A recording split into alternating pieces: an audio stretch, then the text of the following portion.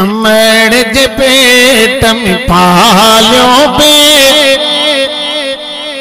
उन यार सछाल फिटाई थो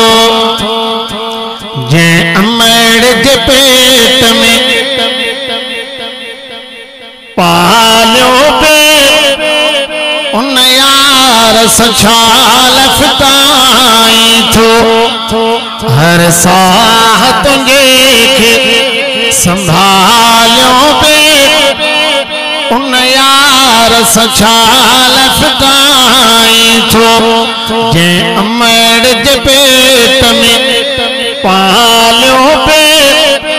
उन यार सछाल फिटाई थो हर साह तुझे संभालियो पे उन यार सछाल फिटाई थो वो तो के जान न हुई बाहर हुई खणी सगंदुन पाण के यार हुई सुना सुभान अल्लाह कर वो तो के जान न हुई तू बाहर हुई खणी सगंदुन पाण के यार हुई सुभान उन वक्त बेरब खारायो पे उन यार सछाल फिटाई थो उन वक्त बेरब खारायो पे उन यार सछाल फिटाई थो जे अमड़ जे पेट में पालियो पे उन यार सछाल फिटाई थो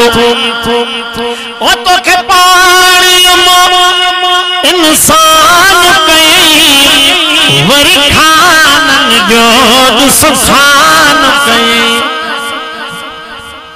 ओ तो के पाणी इंसान कई वरी खानन जो सुखान कई जिया तुझे दिलेरी चायो पे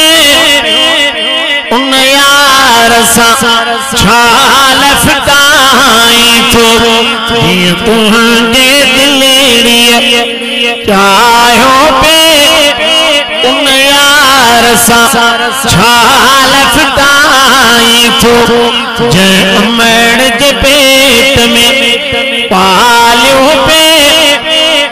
उन यार सछाल फिटाई थो तो के घोट करे घरवारी नहीं तो के रूह जी राहत रानी नहीं सोना ठुप सुभाला न था के सुभाला तो खबर पे जागो था ओ तो के घोट करे घरवारी नहीं तो के रूह जी राहत रानी नहीं निर्वार तो सन भायो पे उन यार सछाल फिटाई थो जे अमड़ जे पेट में पालियो पे उन यार सछाल फिटाई थो हर साह तुझे संभालियो पे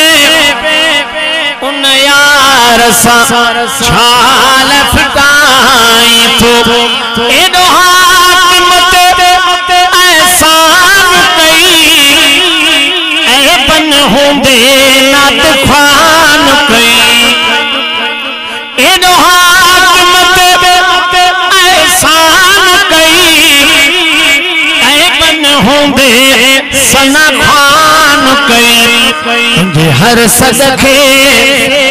वरनायो पे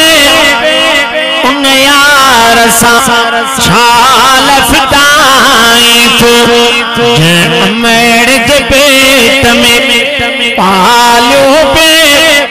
उन यार सछाल फिटाई